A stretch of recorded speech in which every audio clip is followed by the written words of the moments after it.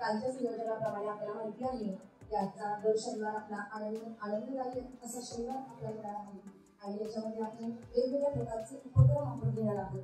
तर सर्वप्रथम आज या उपक्रमाची सुरुवात आपण ज्या मॅडम आलेल्या आहेत तेजस्विनी मॅडम त्यांच्या हस्ते किंवा यांच्या मार्गदर्शनानेच आपण या उपक्रमाची सुरुवात करणार आहोत.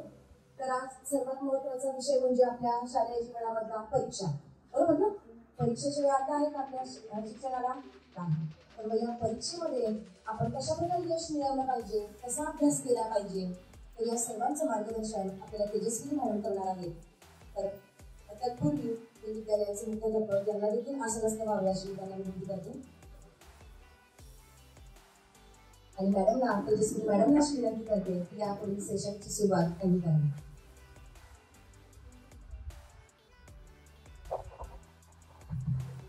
Good morning. परीक्षा कधीपासून आहे?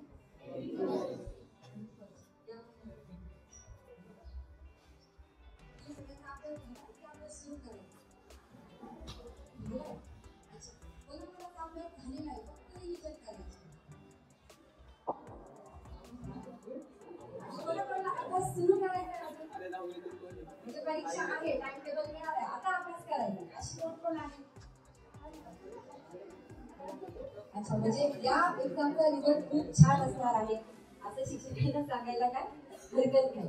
Okay okay.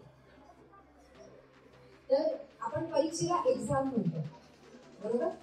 एक्झाम हा शब्द आला की सगळ्यात अगोदर आपल्या मनामध्ये कुठली फिलिंग येते? आपल्या मनामध्ये कुठली फिलिंग येते? कोणी एकमेकांसोबत बोलायचं नाही, तुम्ही बोला, माझ्याशी बोला. ठीक आहे? एक्झाम हा शब्द ज्यावेळेस आपण ऐकतो तर सगळ्यात अगोदर आपल्या मनामध्ये कुठली फिलिंग येते? कशाची? भीती, बरोबर? भीती येते मनामध्ये, आपण क्लिअर आणि त्याच्यामुळे आपण क्लिअर सांगून करायला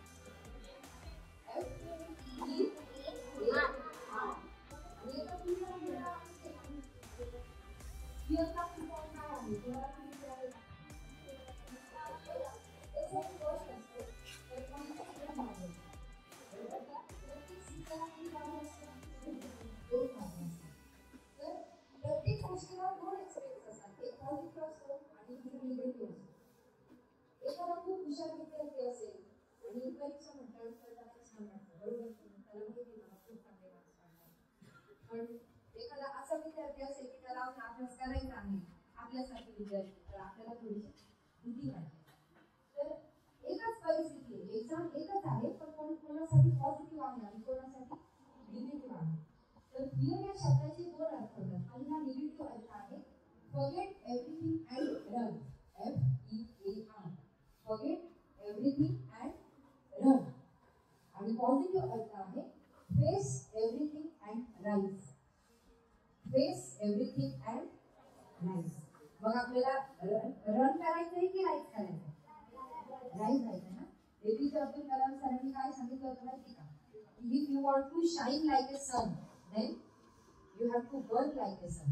आपण म्हणतो की सूर्याचं तेज किती जास्त आहे, सूर्य किती छान चमकतो, त्याच्यामध्ये किती लाईट आहे. पण सरांनी सांगितलं की आपल्याला जर शाईन करायचं असेल त्याच्या अगोदर आपल्याला स्वतःला काय करायला लागेल? बर्न करायला लागेल. जो सगळ्यात जास्त मेहनत करतो तोच सगळ्यात जास्त चमकत असतो.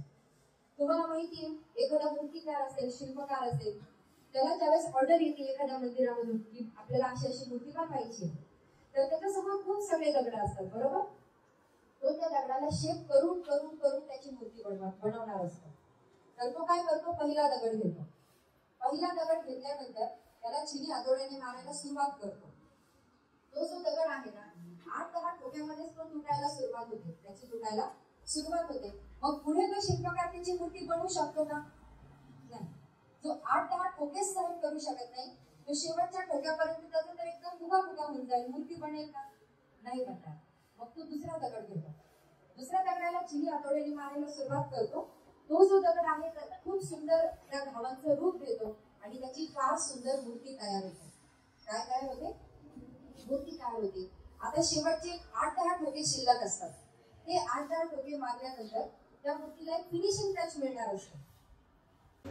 युवा उद्योजक आलेले आहेत ज्यांच्या उद्योगाची उलाढाल ही कोट्यावधी रुपयाची आहे.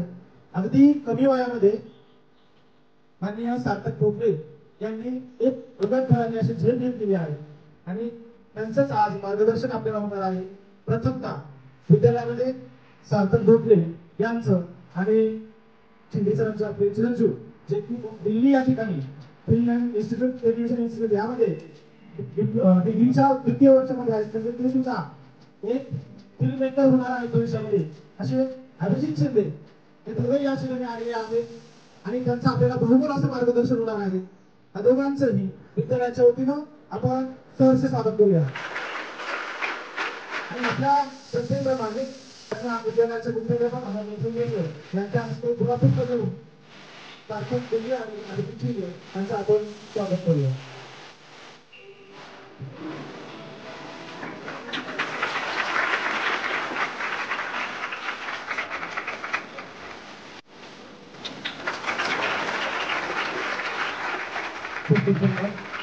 तर यानंतर मी उद्योजक सार्थक भोपळे यांना विनंती करतो की आपण मार्गदर्शन करावं.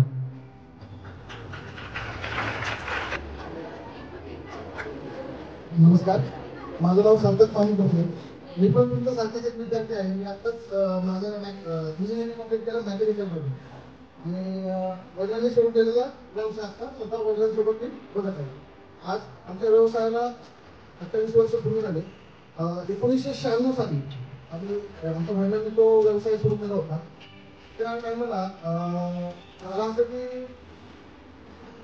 उत्तम दिवसांनी टेलिकॉम माहिती असेल टाटा मोटर्स म्हणून कंपनी त्या टायमाला टेलिकॉमची जास्त प्रमाणात गर्दी व्हायची तेव्हा ती कंपनी चालू झाली. त्याच्यामुळे परमनंट खाणार होती त्या ठिकाणी तरी दुर्दैवाने त्यांच्या काय करायची कोण बोलतात मशीनमध्ये गेली. काय करायचं म्हणून त्यांनी काय केलं मशीन टाकली तेच मशीन ज्याच्यावर आपले घराचे तुम्हाला युरोपाचे लॉक ऐकले का. तर त्याचे आम्ही चार्ज बनवायचो त्याचे पार्ट बनवायचे.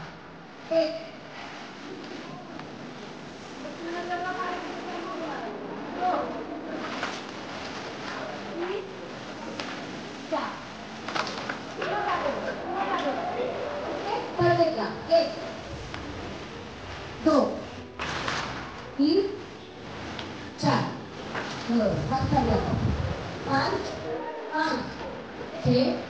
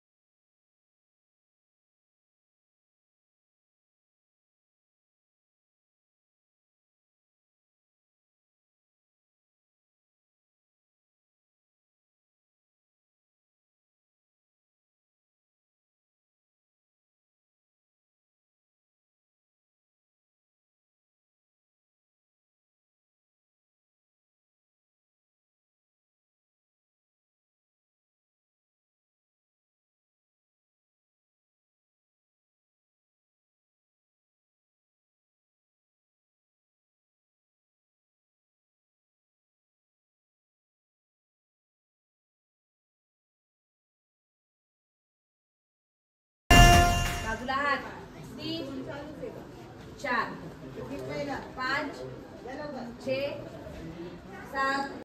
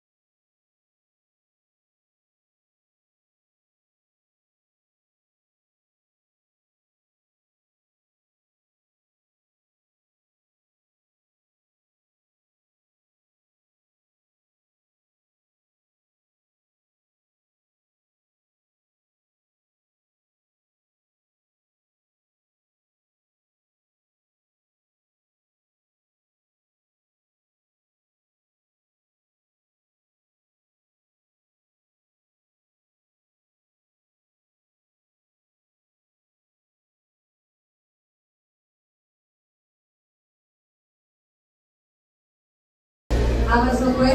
हम तूफानों में बनके औलाद चले तो जीतेंगे, राह चले तो